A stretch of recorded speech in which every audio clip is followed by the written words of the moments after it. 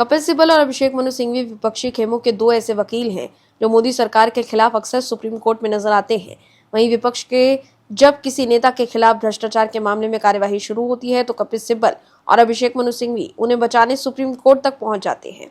हालांकि वो अलग बात है कि इन हाल के दिनों में मोदी सरकार के खिलाफ सिब्बल और सिंघवी की दाल सुप्रीम कोर्ट के सामने नहीं गली। एसआईआर के खिलाफ भी एसआईआर पर रोक लगवाने के लिए कपिल सिब्बल ने सुप्रीम कोर्ट का दरवाजा खटखटाया था।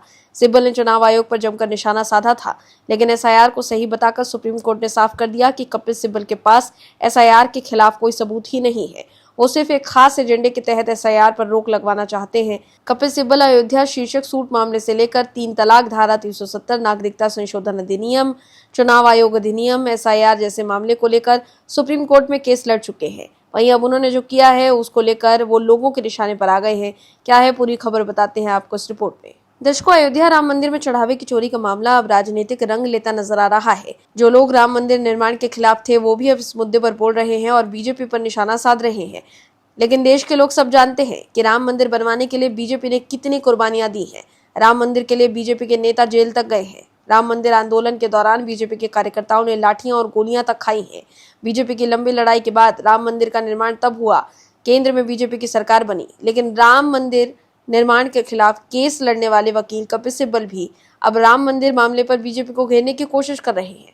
मतलब जब राम मंदिर बनवाने की बारी थी तब ये लोग राम मंदिर के खिलाफ मुस्लिम पक्ष की तरफ से केस लड़ रहे थे, लेकिन अब राम मंदिर को बदनाम करने के लिए बड़ा चढ़ाकर बीजेपी और सरकार पर निशाना साध रहे हैं। दरअसल राम मंदिर चढ़ावा मुद्दे पर कपिल सिब्बल ने एक्स पर एक कविता शेयर करते हुए केंद्र सरकार पर निशाना साधा है। सिब्बल की पोस्ट में सरकार की नीतियों से लेकर अच्छे दिन के नारे तक तीखा कटाक्ष किया गया है। कपिल सिब्बल ने अपने पोस्ट में लिखा कि राम को लूटा, देश को लूटा, अच्छे दिन का नारा झूठा, ऐसे शासन को तोड़ देंगे, मिलकर देश को जोड़ देंगे, न दिलों का होगा बंटवारा, सबका देश है देश हमारा। कपिल सिब्बल ने कविता की शुरुआत इस सरकार को सत्ता से बाहर करे शब्दों से की और इसके जरिए सरकार को भ्रष्टाचार और जनभावनाओं से जुड़े मुद्दों को लेकर हमला बोला। दर्शकों, कपिल सिब्बल की प्रतिक्रिया ऐसे समय में आई है जब अयोध्या राम मंदिर में चढ़ावे की चोरी का मामला चर्चा में बना हुआ है। उन्होंने अपनी कविता में सीधे तौर पर इस प्रकरण का जिक्र करते हुए सरकार की जवाबदेही पर सवाल उठाए और कहा कि देश को जोड़ने की जरूरत है, न कि लोगों के बीच विभाजन पैदा करने की। कपिल सिब्बल ने राम मंदिर चढ़ावा चोरी के कथित मामले को आधार बनाते हुए भ्रष्टाचार, शासन और सामाजिक एकता जैसे मुद्दों को एक साथ उठाया। कविता में उन्होंने जहां सरकार पर हमला किया है, वहीं देश को जोड़ने और दिलों का बंटवारा न होने की बात कहकर उन्होंने विपक्ष के राजनीतिक संदेश को सामने रखा है।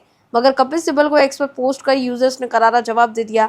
सिब्बल के पोस्ट पर एक यूजर ने लिखा है कि लो जी, अब राम को ना मानने वाले भी राम की चिंता कर रहे हैं और कितने अच्छे दिन चाहिए। वहीं सिब्बल को जवाब देते हुए एक दूसरे यूजर ने लिखा, आप कुछ मत बोलो सर, आपका जो योगदान है राम मंदिर के लिए सबको पता है। वहीं एक एक्स यूजर ने लिखा कि तुम राम मंदिर ना बने इसके लिए लड़े थे, राम हिंदू के हैं तुम्हारे नहीं, कंट्रीब्यूट हिंदू ने किया था तुमने नहीं, sit down and wait for another case that is against Hindu. वहीं सिब्बल के पोस्ट पर अंकित नाम के एक यूजर ने लिखा कि आपने तो कोर्ट में एफिडेविट दी थी, no historical proof of Shri Ram.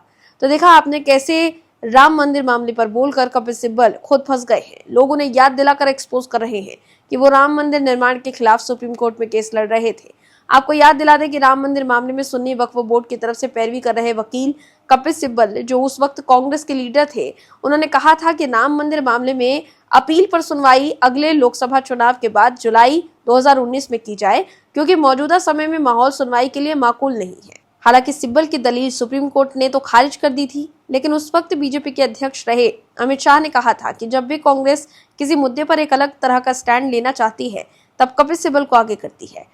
2G घोटाला हुआ तब भी जीरो टॉलरेंस थियरी लेकर कपिल सिब्बल आ गए थे और गुजरात में आरक्षण का मसला आया तब भी 50% से ज्यादा आरक्षण संभव है, ऐसा कहकर ओपिनियन पोल लेकर कपिल सिब्बल ही आ गए थे।